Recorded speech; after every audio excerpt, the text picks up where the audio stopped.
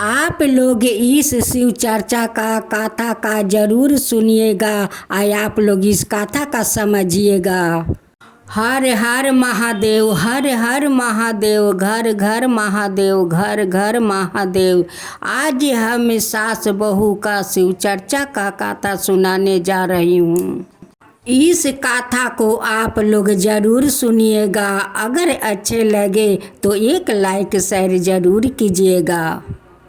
एक जेठानी और एक देवरानी थी। दोनों का एक एक बहू थी, लेकिन दोनों में से एक का भी कोई का संतान नहीं था।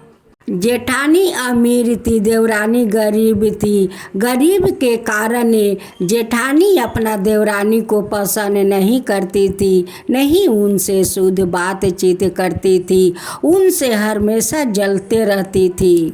जेठानी और देवरानी दोनों शिव गुरु का चर्चा में जाया करती थी। जेठानी अच्छे कपड़ा पहन कर जाया करती थी। देवरानी का जो कपड़ा था वही पहन कर चर्चा में चली जाती थी। उनकी जेठानी कहती थी कि नहीं, उनके पास तो मैं नहीं बैठूंगी, उनकी तो कपड़ा गंदा है, मैं उनसे दूर बैठूंगी। इतना बात सुनकर देवरानी कुछ दूर जाकर दूर पर बैठ जाती है और वहीं पर से शिव गुरु का हाथ जोड़कर वो शिव गुरु का गुणगान करती है। जितना जेठानी का मन में मैला था उतना ही उनकी बहू का मन में मैला था, और जितना देवरानी का मन पुलिसकार था उतना ही उनकी बहू का मन पुलिसकार था। वो लोग का मन में कोई हिंसा नहीं था, वो सबसे मिलजुल के रहती थी, सबसे अच्छे बात करती थी। देवरानी सासू माँ का एक आदत बहुत अच्छी थी। वो चले फिरे रास्ते को जहाँ तक सकती थी वहाँ तक सफाइया करती थी, अपना अंगना और द्वार तक साफ सुथरा रखती थी।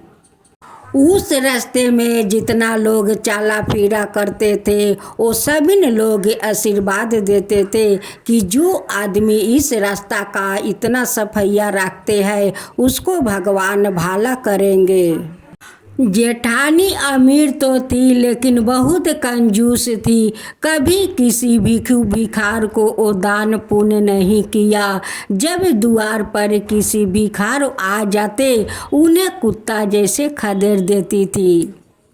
जब देवरानी रास्ता साफ कर देती थी, जेठानी अपना घर का सारे कूड़ा उठा कर ले जाती थी और उस रास्ते में बिखेर देती थी। देवरानी जब देखती तब जाकर सारे कूड़ा झाड़ कर वो बाहर जाकर फेंकवाती थी।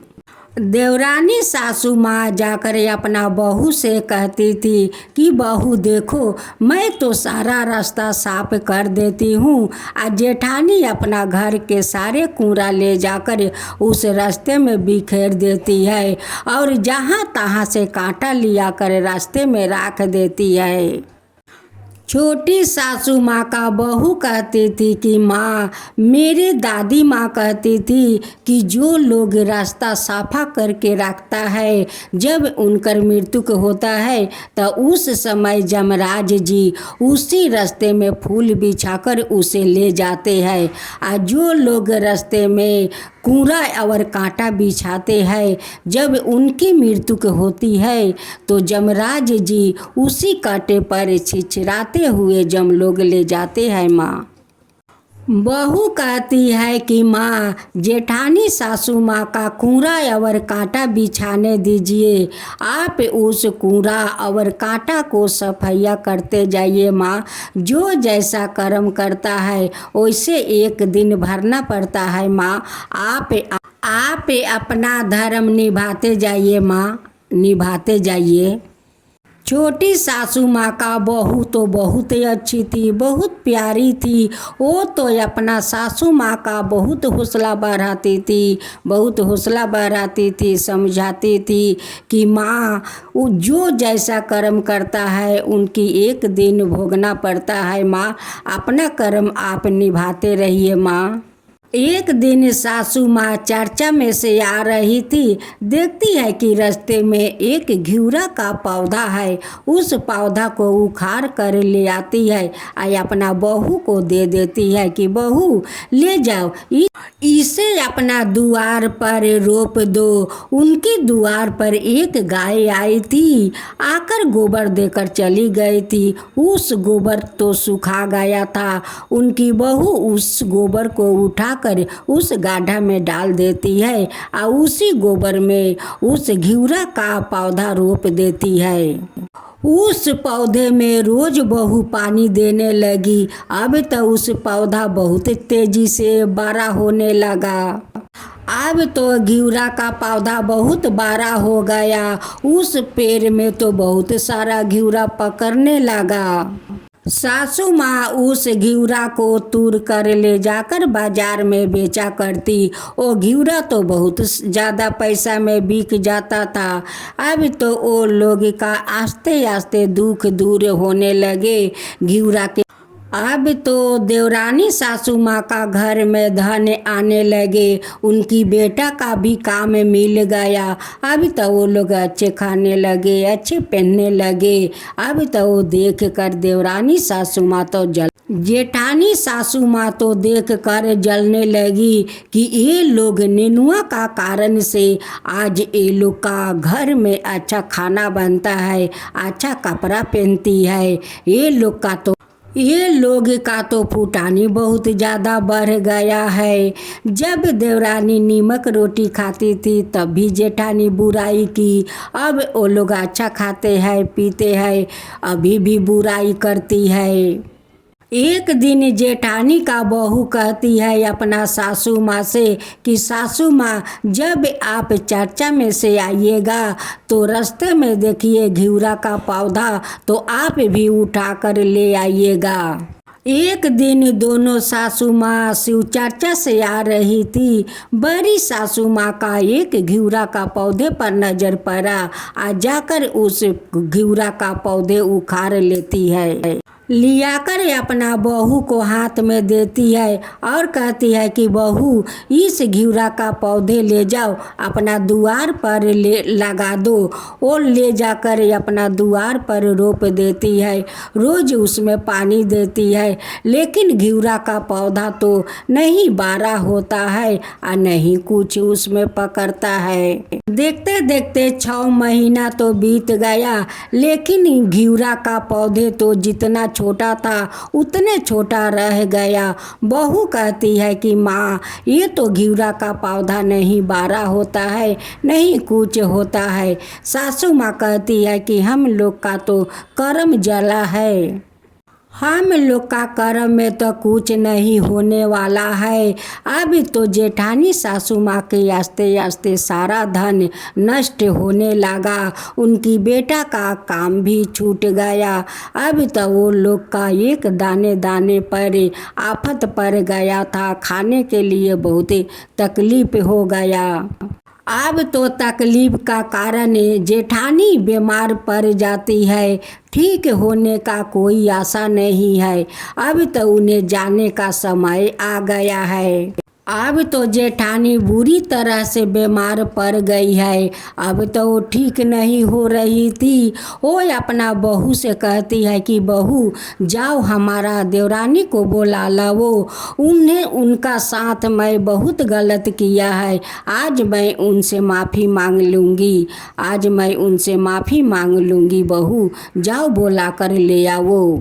जब उनकी बहू देवरानी सासू माँ को बुलाने गई, इधर जमराज जी आकर उस जेठानी को परान लेकर उसी कूड़ा और कांटे पर छिछराते हुए ले जा रहे थे। जेठानी कहती है कि हे जमराज जी, मुझे तो बहुत दर्द होता है, इस कटे पर मत ले जाइए, इस कूड़े पर मत ले जाइए, मुझे बहुत दर्द होता है जमराज जी।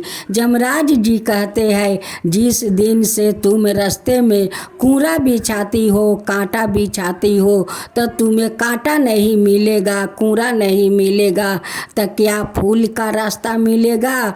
तुम कभी फूल का काम किया है, कभी रास्ता साफ किया है? तुम तो हमेशा रास्ते में कूड़ा और कांटा बिछाया है, इसी पर तो तुम्हें जाना होगा। जेठानी सासू माँ का जमराज जी कटे पर चिचराते हुए जमलोग लेकर चले गए। जब उनकी बहू छोटी देवरानी सासू माँ का बोला कर ले आती है, देखती है कि सासू माँ तो नहीं है, अब किससे वो माफ़ी मांगेगी।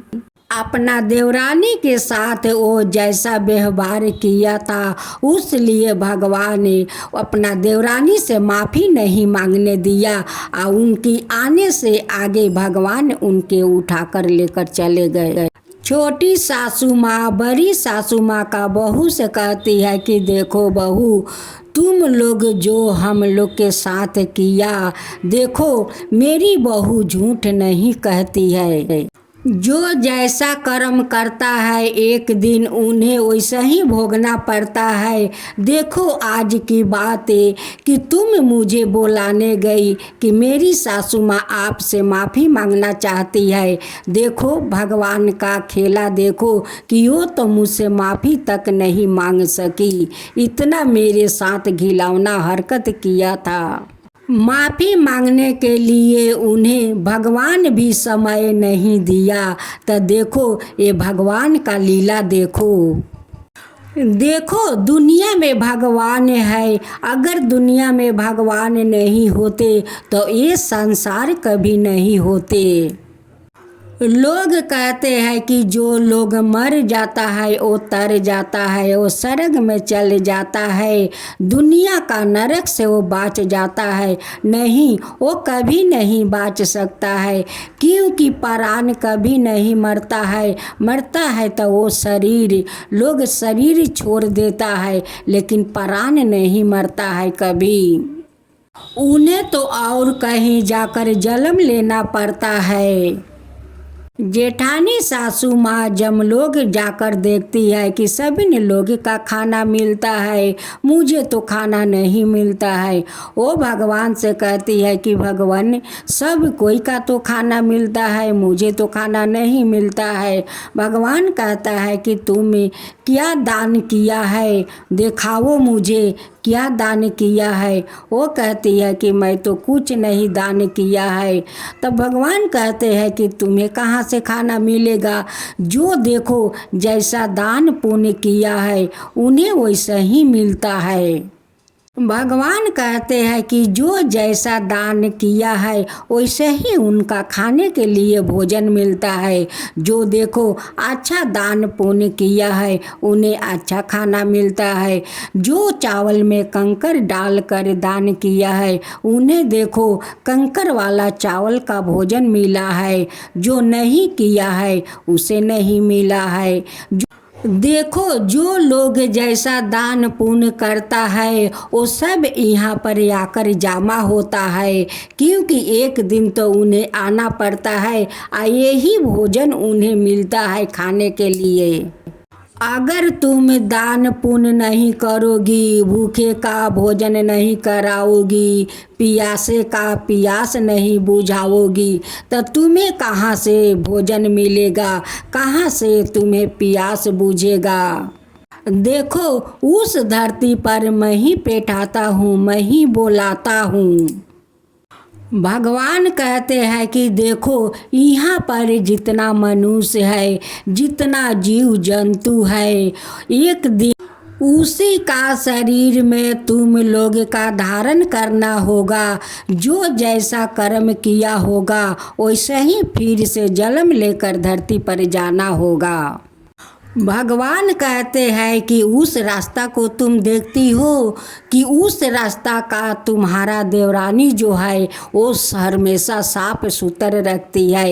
एक दिन जब वो आएगी तो उसी सफैया रास्ता से आएगी, और तुम्हारा रास्ता देखो कि कांटे और कंकर से भरे हुए है, कि जो तुम रास्ते में कंकर और कांटा बिछा कर रखी हो, उस लिए तुम्हारा उस कांटे और कंकर से आना पड़ा। जेठानी सासू माँ भगवान से विनती करती है कि हे भगवान, हमें मनुष्य जाति कुल में जन्म दीजिए कि मैं धरती पर जाकर दान पुण्य कर सकूं, और अपना देवरानी जैसे मैं रास्ता साफ कर सकूं, भूखिया का भूख मिटा सकूं, पियासा का पियास बुझा सकूं। भगवान हमें मनुष्य कुल में जन्म दीजिए। हे भगवान, जो अपना देवरानी के साथ मैं किया उसके लिए तो मुझे बहुत पछतावा है भगवान, बहुत मुझे पछतावा है भगवान। उस लिए तो मैं अपना देवरानी से माफ़ी मांगना चाहती थी, लेकिन मैं माफ़ी नहीं मांग सकी भगवान, माफ़ी नहीं मांग सकी। जमराज जी तो मुझे उसी कटे और कंकर पर चिचराते हुए इस जमलोक लेकर चले आए भगवान, चले आए। मैं अपना देवरानी से माफ़ी नहीं मांग सकी। भगवान उस कंजूसी सासू माँ से कहते हैं कि देखो, उस बूढ़ी माँ का देखती हो, वो बूढ़ी माँ बहुत धर्मात्मा है। उस बूढ़ी माँ को दान पुण्य करने में कुछ चूक नहीं हुआ है, और नहीं पूजा पाठ में चूक हुआ है। वो अपना धर्म बहुत अच्छे से निभाई है। उस लिए उस बूढ़ी माई ब्राह्मण है, और ब्राह्मण उस लिए वो बूढ़ी माई फिर से ब्राह्मण कुल में जन्म लेगी। भगवान उस बूढ़ी माई से कहते हैं कि देखो, सबिन का तो जन्म मैं देता हूँ, लेकिन उनकी भाग्य तो बेमाता लिखती है। हे शिव गुरु, जैसे आप उस बड़ी जेठानी जैसी करने की वैसी उनकी भरनी आप दिया, और छोटी देवरानी जैसी कर्म किया वैसे उनकी फल दिया, वैसे ही सबका फल दीजिए हे शिव गुरु, सबका फल दीजिए। जैसे उस छोटी देवरानी को अन्न धन सब कुछ दिया, वैसा ही सबका घर भर दीजिए हे शिव गुरु, सबका घर भर दीजिए। जो गलत करे उनके साथ आप गलत कीजिए, जो अच्छा करे उनके साथ आप अच्छा कीजिए हे शिव गुरु, अच्छा कीजिए। हे शिव गुरु, आप तो अंतर्जामी है, आप तो ज्ञानी है, आप तो सबका दाता है, आप तो सब कुछ जानते हैं हे शिव गुरु, आप तो सब कुछ जानते हैं। आप सब पर कृपा कीजिए शिव गुरु, सब पर कृपा कीजिए। जो आपका कथा कहता है, जो सुनता है, जो हुंकारी पड़ता है, उन सब का ऊपर कृपा कीजिए, उन सब का ऊपर कृपा कीजिए हे शिव गुरु। उन सब लोग का आप दुख बुझिए हे शिव गुरु, सभी लोग का दुख बुझिए, और सब लोग का ऊपर कृपा कीजिए हे शिव गुरु, सब लोग का ऊपर कृपा कीजिए। शिव गुरु की जय हो, शिव गुरु की जय हो।